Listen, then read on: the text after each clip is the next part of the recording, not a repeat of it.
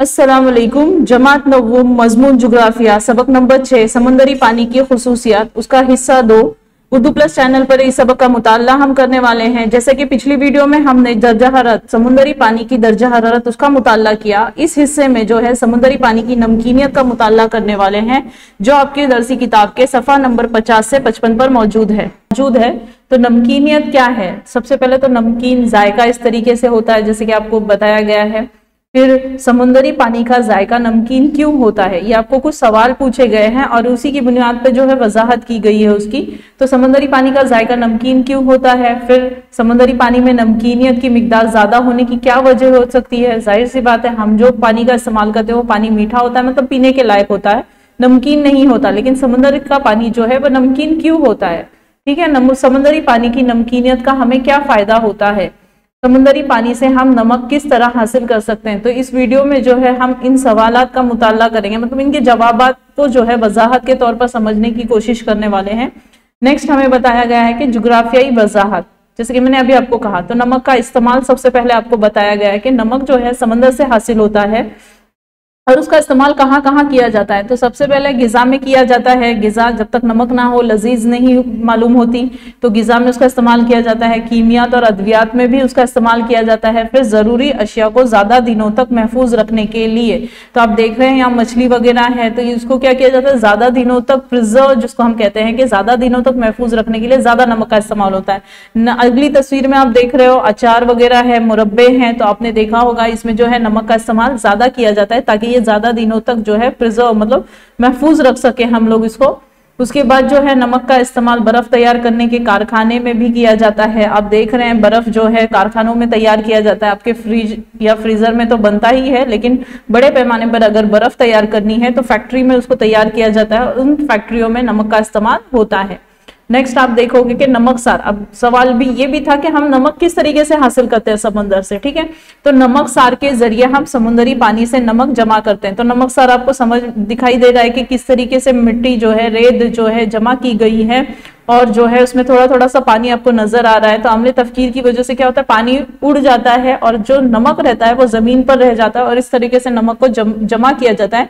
और आप जिस नमक का इस्तेमाल करते हैं खाने के लिए, उसको जो है कारखाने और सरहदों में जो है उसको साफ किया जाता है और उसको आपके खाने के लायक बनाया जाता है, ठीक है। उसके बाद आता है नमकीनियत की वजह से समुद्री पानी में कुव्वते उछाल पैदा होती है। नमकीनियत और कुव्वते उछाल, तो हमें यहाँ दो चीजें देखनी है। एक कुव्वते कशिश शक्ल के बारे में बताऊंगी और उसका अपोजिट कुव्वते उछाल। कुव्वते कशिश शक्ल जो जमीन पर होती, जमीन में मौजूद है। तो आपने देखा होगा कि जब भी हम चीजों को ऊपर की तरफ फेंकते हैं वो नीचे की तरफ आती है, लेकिन कुव्वते उछाल उसका उल्टा, अपोजिट जिसको हम कहेंगे, उसकी जिद हम उसको कहेंगे। मतलब आप देख रहे हैं कि जहाज जो है पानी पे तैर रहा है, मतलब वो डूब नहीं रहा है, ठीक है ना, तैर रहा है। तो ये किसकी वजह से हो रहा है, कुव्वते उछाल की वजह से। अगर यहाँ पर कुव्वते कशिश शक्ल होती तो जमीन क्या होता, सॉरी जहाज क्या होता, नीचे की तरफ डूब जाता। लेकिन नमकीनियत की वजह से कुव्वते उछाल है और ये जो जहाज है आप देख रहे हैं पानी पर तैर रहे हैं। तो इसका सबसे बड़ा फायदा जो है आबी आमदरफ्त, बहरी आमदरफ्त के लिए होता है। कुव्वते उछाल की वजह से जो पानी के जहाज है वो आसानी पानी पर सफर कर सकते हैं, ठीक है।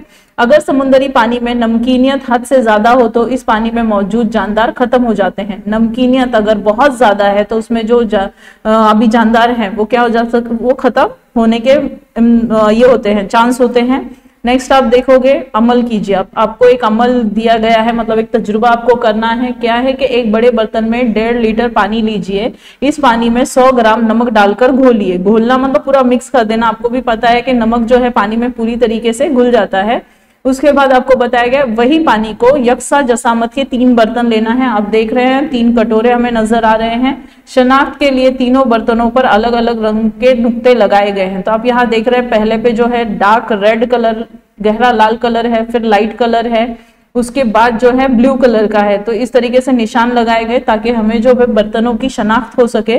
नेक्स्ट उसके बाद हमें क्या करना है कि तीनों बर्तनों में नमकीन पानी यकसा मिकदार में डालिए। आप देख रहे हो तीनों में यकसा मिकदार में पानी डाला गया है। यहाँ पर नीचे की शक्ल में भी देख सकते हैं।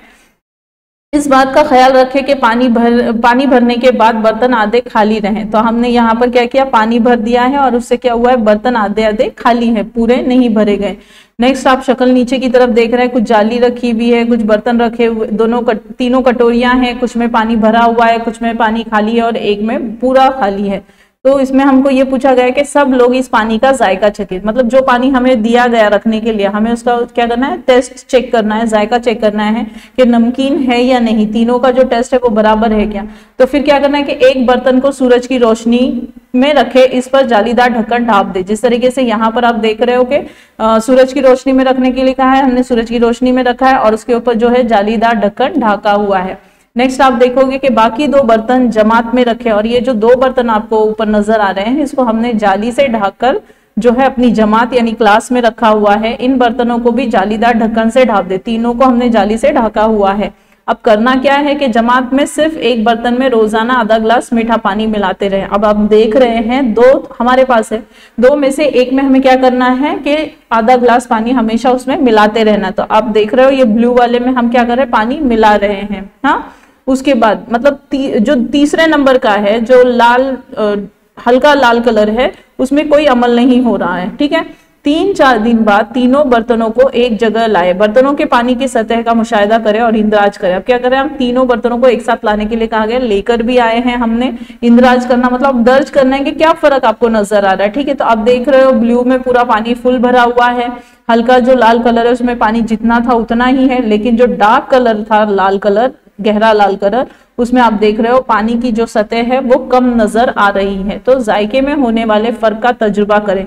अब शुरुआत में जब आपने टेस्ट किया था तीनों का टेस्ट सेम था, तीनों का जायका बराबर था, लेकिन अब अगर आप टेस्ट करोगे, अब आप जब चखोगे तो आपको जायके में जो है फर्क नजर आएगा। तो उसे आपको लिखने के लिए कहा गया है। तो आपको उसी के उस मुशाहिदा जो आपने तजुर्बा किया उससे क्या मुशाहिदा हासिल किया, उसके ऊपर कुछ क्वेश्चंस पूछे गए हैं कि किस बर्तन में पानी कम या ज्यादा हुआ है। तो किस बर्तन में हुआ था, जिसको हमने सूरज की रोशनी में रखा हुआ था, है ना। फिर उस बर्तन में पानी कम या ज्यादा होने की क्या वजह है, तो क्या हो रहा था, सूरज की रोशनी उस पानी पर पड़ रही थी जिसकी वजह से अम्ले तफकीर हुई होगी। तफकीर का मतलब क्या होता है, पानी का भाप बनना। तो वो पानी भाप बनकर उड़ गया होगा और जो बचा हुआ पानी वो हासिल हुआ है हमें। तो इन बर्तनों में पानी के खारेपन में कमी ज्यादती की क्या वजूहात हुई होगी। देखो पहले एक में हमने क्या किया था कि आधा गिलास पानी रोजाना दाखिल कर रहे थे तो उसमें नमकीनियत कम हो गई होगी। दूसरा जो हमने रखा हुआ था जिसमें कोई अमल नहीं हो रहा था, नमकीनियत जैसी की वैसी होगी।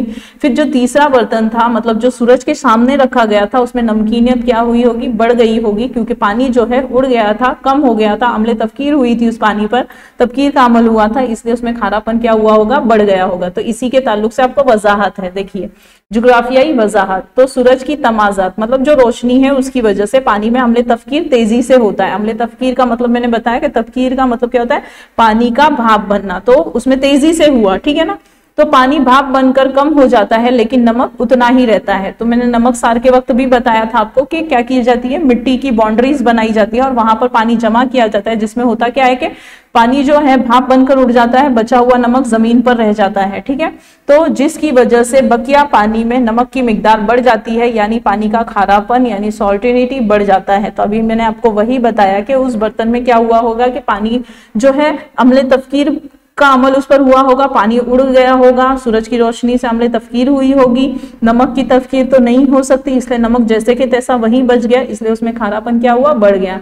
ज्यादा अम्ले तफकीर और मीठे पानी के कम जखेरे वाले इलाकों में समुद्री पानी की नमकीनियत बढ़ जाती है। अब क्या कहना है कि ज्यादा अम्ले तफकीर हो रही है और मीठा पानी भी कम पड़ रहा है। मीठा पानी मतलब दरिया का पानी, अगर वहां पर बहुत कम दरिया उस समुद्र से मिलते होंगे तब भी उसकी नमकीनियत बढ़ जाएगी। दूसरा, ये जो हम समझ रहे हैं ये अगले इस पर हमें अमल मतलब काम में आएगा समझने के लिए, ठीक है। ये छोटी छोटी चीजें हैं जिनको आपको ख्याल रखना है कि पानी की तफकीर का अमल कम और मीठे पानी का जखेरा ज्यादा होने वाले इलाकों में समुद्री पानी की नमकीनियत कम होती है। अब जाहिर सी बात है कि पानी की तफकीर का अमल अगर कम होता है और अगर दरिया उसमें बहुत ज्यादा बड़े पैमाने पर समुद्र में मिलते हैं तो वहां पर नमकीनियत क्या होगी, कम होगी। जैसे कि हम आधा गिलास पानी जो है हर उस कटोरे में जो है मिला रहे थे, जिसकी वजह से क्या हुआ था कि पानी की नमकीनियत क्या हो गई थी, खत्म हो गई थी या कम हो गई थी, ठीक है ना। तो और ये जो ऊपर वाली मिसाल है वो ये मिसाल दी गई है कि कटोरे में क्या हुआ था, अम्ल तफकीर हुई थी एक कटोरे में, जिसकी वजह से उसमें नमकीनियत बढ़ गई थी।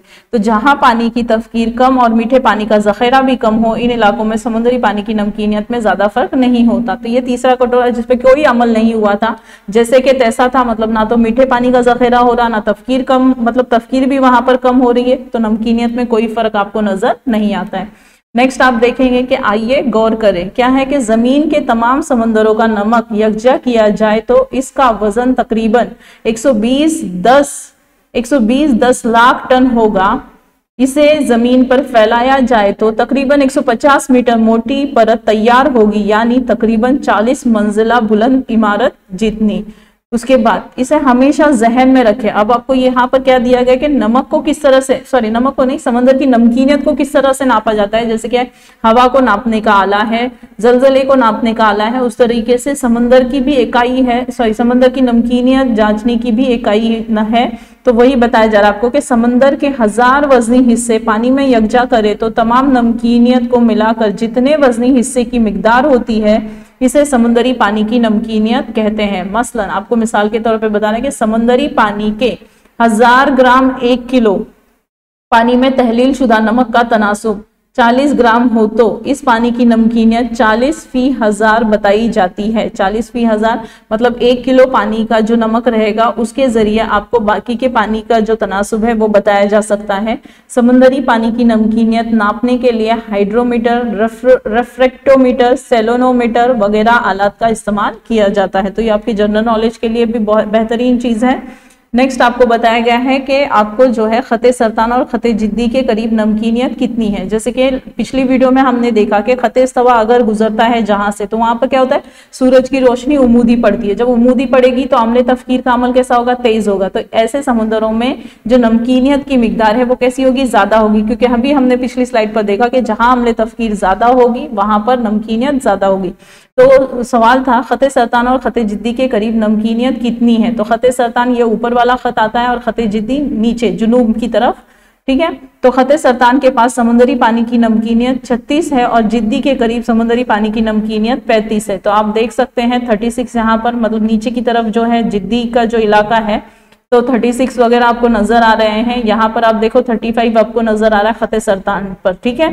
तो यहाँ लास्ट नंबर आपको 36 बताया जा रहा है। उसके बाद पूछा है कि सबसे कम नमकीनियत किस इलाके में। जाहिर सी बात है हमने मुंजमिद इलाके जो है शुमाल में और जुनूब में देखे हैं, कुतुब में, शुमाली कुतुब और जुनूबी कुतुब। तो यहाँ पर हमें बता रहे हैं कि बहरे मुंजमिद यानी शुमाली आर्कटिक का बेशतर हिस्सा और भारत के खलीज बंगाल का इलाका 32% से भी कम नमकीनियत वाले इलाके हैं। अब भारत का इलाका, ये आपका भारत नजर आ रहा है, तो ये बता रहा है कि 32-33 जो भी मतलब उनका डाटा है उस तरीके से यहाँ पर नमकीनियत कम है। और शुमाली आर्कटिक यहाँ पर जो है नमकीनियत कम है, यहाँ 32 वगैरह बताया जा रहा है, ठीक है। नेक्स्ट देखते हैं कि किस बहरे आजम में 37% से ज्यादा नमकीनियत पाई जाती है। अब 37% से ज्यादा नमकीनियत तो बहरे ओकियानुस में 37% से ज्यादा नमकीनियत पाई जाती है। बहरे ओकियानुस कहाँ है, ये बहरे ओकियानुस, ये है ओकियानुस में। तो यहाँ पर क्या है 37%, देखो यहाँ सबसे ज्यादा हमें नजर आ रही है, ठीक है। तो आलमी सतह पर फर्क की वजह क्या है, तो अर्जुल बलदी लिहाज से फर्क, अम्ल तफकीर का कम या ज्यादा तनासुब, जैसे कि हमने पिछली स्लाइड पर पढ़ा कि अम्ल तफकीर का कम या ज्यादा तनासुब की वजह से भी नमकीनियत पर असर पड़ता है। फिर नदियों से समंदर में शामिल होने वाले मीठे पानी की मिकदार और समंदर के खुले इलाकों में होना, इस वजह से समंदर की नमकीनियत में फर्क वाकया हुआ है। तो अब हम देख रहे हैं कि मीठे पानी में क्या होता है कि अगर नदियों का पानी बड़े पैमाने पर मिल रहा है तो नमकीनियत कम होगी। उसके बाद अम्ल तफकीर वहां पर कम है और मीठा पानी का जखेरा ज्यादा है तो ज्यादा होगी। उसके बाद क्या कर रहा है कि समुद्र की नमकीनियत में फर्क वाज़ा कीजिए। देखो खुला समुद्र और जमीन के से घिरा हुआ समुद्र, तो ये जो बहरे ओकियानुस है, हमने पिछली वीडियो में पढ़ा था कि जो समुद्र जमीन से घिरे हुए हैं वहां पर नमकीनियत ज्यादा होगी। तो यहाँ पर आप देख रहे हो कि ये जमीन से घिरा हुआ है बहरे ओकियानुस, इसलिए यहाँ पर नमकीनियत ज्यादा है। नेक्स्ट हम चलते हैं जुग्राफियाई वजाहत, मतलब अभी जो हमने देखा ग्राफ पर या मैप पर समझने की कोशिश की नक्शे पर, वही चीज उसकी वजाहत हमें दी गई है कि जमीन पर दर्जा हरारत की गैर मसावी तकसीम, दर्जा हरारत अब जैसे कि ये जो शक्ल है, आपने पिछली वीडियो में भी इसको देखा है, तो यहाँ पर अगर सूरज है खत इस्तवा के करीब, तो जो रोशनी है, मैंने कहा रोशनी पूरी तरीके से मुंतक़े हार्रा पर उमूदी पड़ेगी और उसके बाद जो दूसरे इलाके हैं वहां तिरछी जाएगी। तो इसकी वजह से क्या हो रहा है, दर्जा हरारत दरमियान में ज्यादा है, बाकी इलाकों में कम है। तो नमकीनियत, अगर दर्जा हरारत जहां ज्यादा होगा, हमले तफकीर वहां ज्यादा होगी, मतलब मुंतक़े हार्रा के पट्टे में जो समंदर आते हैं यहाँ पर तफकीर का अमल बड़े पैमाने पर होता है। लेकिन जो दूसरे इलाके जहां पर दर्जा हरारत, जो सूरज की रोशनी तिरछी पड़ रही है, वहां तफकीर का अमल बिल्कुल भी कम पैमाने पर होगा, क्योंकि दर्जा हरारत कम है ना। तो इसकी गैर मसावी तकसीम वगैरह अवामिल समुद्री पानी की नमकीनियत पर असरअंदाज होते हैं। जाहिर सी बात है, जहां तफकीर का अमल बड़े पैमाने पर होगा वहां नमकीनियत ज्यादा होगी, जहां कम होगा वहां नमकीनियत कम होगी। नेक्स्ट टाइम मुंतक़े हार्रा में दर्जा हरारत सबसे ज्यादा होता है, वहां तफकीर की रफ्तार तेज होती है, जिसकी वजह से समंदर में पानी की नमकीनियत भी ज्यादा होती है। यही चीज मैंने अभी आपको समझाया है। नेक्स्ट आप देखोगे कि वस्ती अर्जुल बलदी के पट्टों में 25 दर्जा से 35 दर्जा शुमाली व जुनूबी बारिश कम होती है और नदियों से मिलने वाले मीठे पानी का जखीरा भी कम होता है। इस खित्ते में रेगिस्तानी इलाके हैं, जिसकी वजह से यहाँ समुद्री पानी की नमकीनियत में इजाफा होता दिखाई देता है। 25 से 35, तो आप देखोगे कि पिछली स्लाइड पर जो है आपको नजर आएगा, ये 25 से 35 के दरमियान की बात कर रहे हैं, मतलब ये 23 दर्जा है आपका। ऊपर की तरफ अगर आप जा रहे हो 25 से 33 जो भी है, नीचे की तरफ आ रहे हो तो ये 23 है। ये पट्टे में जो है आपको, सॉरी ये 23 है, ये नीचे की तरफ आप देखेंगे, ये नीचे की तरफ। तो यहाँ पर अमले तफकीर भी ज्यादा हो रही है, प्लस और क्या वजह बता रहे हैं कि वस्ती अर्जुल बलद, तो बारिश भी वहां पर कम होती है, नदियों से मिलने वाले मीठे पानी का जखीरा भी कम है। तो इस खित्ते में रेगिस्तानी इलाके भी हैं, इसी वजह से देखो नदी है, नदी जो है समंदर से मिलने नहीं पा रही, मतलब कम पैमाने पर, और रेगिस्तान होने की वजह से वहां पर नमकीनियत ज्यादा है समुद्री पानी की। ठीक है, अब आता है मुंतक़े मोतदला के पट्टों में सूरज की किरणें तिरछी पड़ने की वजह से दर्जा हरारत कम होता है। जैसे कि इस सबक की शुरुआत से ही हम बता रहे हैं, आप देख रहे हो जो उमूदी पड़ती है ज्यादा डार्क नजर आ रहा है आपको, गुलाबी कलर, उसके बाद उससे थोड़ा सा लाइट है और उसके बाद वो बहुत सारा लाइट है। तो आप देख रहे हैं ये तिरछी शिवाएं, मतलब यहाँ अगर सूरज है तो सूरज की रोशनी यहाँ पर एकदम सीधी पड़ेगी। तो वही कह रहे हैं कि किरणें तिरछी पड़ने की वजह से दर्जा हरारत इस एरिया का, इस इलाके का क्या होगा, कम होगा। उसी तरह बर्फ पिघलने की वजह से पानी का जखीरा भी ज्यादा होता है। अब क्या होता है कि बर्फ अगर पिघल रहा है कुतुब, शुमाली कुतुब से, जुनूबी कुतुब से, तब भी पानी क्या हो जाएगा, बढ़ जाएगा, मतलब मीठा पानी ही है वो, उसमें नमकीनियत तो है नहीं बर्फ में। तो इसलिए इस मुंतक़े में बढ़ते अर्जुल बलद के लिहाज से समुद्री पानी की नमकीनियत कम हो जाती है। एक तो दर्जा हरारत मतलब कम है यहाँ का, तो वो उसकी वजह से तफकीर का अमल नहीं हो रहा। दूसरी बात, जो बर्फ है वो पिघल कर जो है समंदर में मिल रही है, इस वजह से जो है उसकी नमकीनियत में इजाफा नहीं हो रहा, एक वजह ये है। फिर कुतुबैन पर दर्जा हरारत बहुत कम होता है, ये कुतुब हुआ, शुमाली कुतुब और जुनूबी कुतुब। जाहिर सी बात है, स्टार्ट से हम वही पढ़ रहे हैं कि यहाँ पर क्या है, सूरज की रोशनी तिरछी पड़ती है और बर्फीले इलाके हैं, तो अमले तफकीर भी कम होगी क्योंकि दर्जा हरारत कम है, जिसकी वजह से समंदरी पानी की नमकीनियत में कमी होती है। ठीक है, हमने इस्तवा का देखा, कुतुब का देखा, अब देखते हैं समंदर से, जमीन से गिरे समंदरों की नमकीनियत ज्यादा होती है तो खुले समंदरों की नमकीनियत इसकी बनिस्बत कम होती है, क्योंकि जमीन से गिरे समंदर में अमले तफकीर की रफ्तार ज्यादा होती है। अब देखो मैंने क्या कहा था इससे पहले भी कि जमीन से गिरे, ये आपको बहरे रोम जो नजर आ रहा है जमीन से पूरी तरीके से घिरा हुआ समंदर है, ठीक है ना। तो अब यहाँ पर क्या हो रहा है कि नदियों का पानी इसमें शामिल होने नहीं दिया जाता। एक तो क्या होता है कि हम डैम वगैरह बनाकर रख लेते हैं, बनाए हुए होते हैं, जिसकी वजह से नदियों का पानी भी बड़े पैमाने पर इसमें शामिल नहीं होता। दूसरा होता क्या है कि यहाँ पर जो दर्जा हरारत है वो बड़े पैमाने पर ये ज्यादा होती है, तो खुले समंदर में नमकीनियत इसकी बनिस्बत कम होती है। अगर घिरा हुआ जो समंदर है वहां नमकीनियत बड़ी होती है, लेकिन जो खुला समंदर है मतलब दूर दूर तक आपको जमीन नजर नहीं आ रही है, तो ऐसे समंदर में नमकीनियत की मिकदार कम होती है। तो क्योंकि जमीन से घिरे अम्ले तफकीर बड़े पैमाने पर होता है, मतलब यहाँ पर जो है क्या कहते हैं, पानी का भाप बनने का जो अमल है वो तेजी के साथ हो रहा है। इसी तरह बड़ी नदियों से मिलने वाले पानी की किल्लत होती है। तो मैंने अभी आपको कहा कि क्या होता है, जो मतलब इलाके हैं वो नदियों का पानी मीठा होता है, इस्तेमाल के लायक होता है, तो उसको डैम वगैरह बंद वगैरह बनाकर जो है उसको महफूज किया जाता है ताकि उसका इस्तेमाल किया जा सके। इस वजह से यहाँ पर पानी जो है नदियों का बड़े पैमाने पर शामिल नहीं हो पाता, जिसकी वजह से इन दोनों समंदरों की नमकीनियत में अख्तलाफ पाया जाता है। तो यही वजह है, एक तो खुला समंदर है वहां पर अम्ले तफकीर की जो मतलब परसेंटेज है वो कम होती है, लेकिन जो जमीन से घिरा हुआ समंदर है वहां पर क्या होता है कि जो समंदर है वहां पे अम्ल तफकीर ज्यादा होती है। सॉरी, मैंने लास्ट स्लाइड पे आपको बहरे ओकियानुस बताया कि वहां पर जो है ये ज्यादा है, वो खुला बंद समंदर है, लेकिन बहरे रूम जो है अब इसे जमीन से घिरा हुआ समंदर है। उसी तरीके से बहरे ओकियानुस आप देखोगे ये खुला समंदर है, यहाँ पर बहुत कम आपको जमीन का जो इलाका है नजर आएगा। तो मसलन बहरे रूम की औसत नमकीनियत तकरीबन 39% है, जबकि नमकीनियत का ज्यादा तनासुब रखने वाले बहरे ओकियानुस की औसत नमकीनियत तकरीबन 35% है।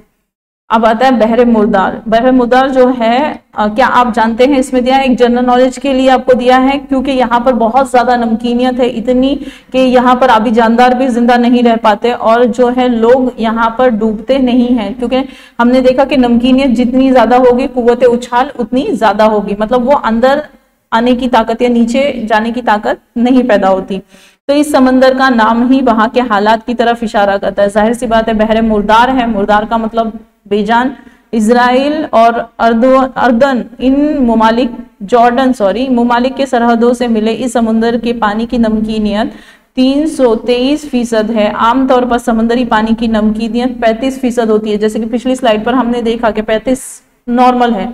अर्दन नदी वाहिद बड़ी नदी है जो इस समंदर से जा मिलती है। कम बारिश, मीठे पानी के कम ज़खायर और बड़े पैमाने पर होने वाले अम्ल तफकीर की वजह से इस समंदर के पानी की नमकीनियत ज्यादा है। अब वजह भी बताई जा रही है कि क्यों ज्यादा है, कि बारिश भी कम होती है, नदी का पानी भी इसमें नहीं मिलता और अम्ल तफकीर यहाँ बड़े पैमाने पर होती है, इसलिए नमकीनियत की जो मिकदार है वो ज्यादा है। आप देख सकते हैं कितनी ज्यादा है कि आपको ऊपर तक वो नजर आ रही है।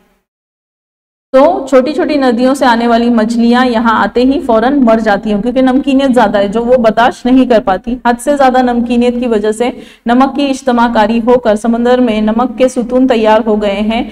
सब नमक के सुतून जो हमने जो है पिछले सेमेस्टर में नहीं, इसी सेमेस्टर में हमने देखा है कि किस तरीके से नमक के सुतून तैयार होते हैं। इनमें से कुछ समुद्री पानी की ऊपरी सतह पर भी आ गए हैं। ज्यादा नमकीनियत की वजह से इस पानी की कसाफत ज्यादा है। इस पानी में उतरने के बाद हम बआसानी तैर सकते हैं। बहरे मुर्दार की एक और खासियत यह है कि यहाँ का जमीनी इलाका सतह समंदर से औसतन कम बुलंदी पर है। दुनिया में यह सबसे कम बुलंदी का जमीनी इलाका है। कम बुलंदी मतलब बहुत ज्यादा, जैसे कि हिमालय सबसे ज्यादा बुलंद पहाड़ी इलाके आते हैं, उसी तरीके से ये जो है बहरे मुर्दार की जो बुलंदी है वो बहुत कम है। कुछ हिस्सों में ऊंचाई सिर्फ माइनस बता रहा है आपको, -400 मीटर, मतलब 0 से भी कम है। तो इस वीडियो में जिसका हमने मुताल्ला किया वो है इयादा, जिसको हम कहेंगे नमकीनियत का मुताल्ला किया। फिर नमक का इस्तेमाल हमने देखा कि कहाँ कहाँ किया जाता है। फिर समुद्री पानी की नमकीनियत पर असरअंदाज होने वाले अवामिल का मुताल्ला हमने किया। उसके बाद आता है जमीन से घिरे समंदर, खुले समंदरों का मुताल्ला किया। उसके बाद जो हमने मुताल्ला किया वो था बहरे मुर्दार। जज़ाकल्लाह। अगर आपको ये वीडियो पसंद आती है तो सब्सक्राइब कीजिए, लाइक कीजिए और शेयर कीजिए। इंशाअल्लाह इसके अगले नुकात का मुताल्ला अगली वीडियो में करेंगे इंशाअल्लाह।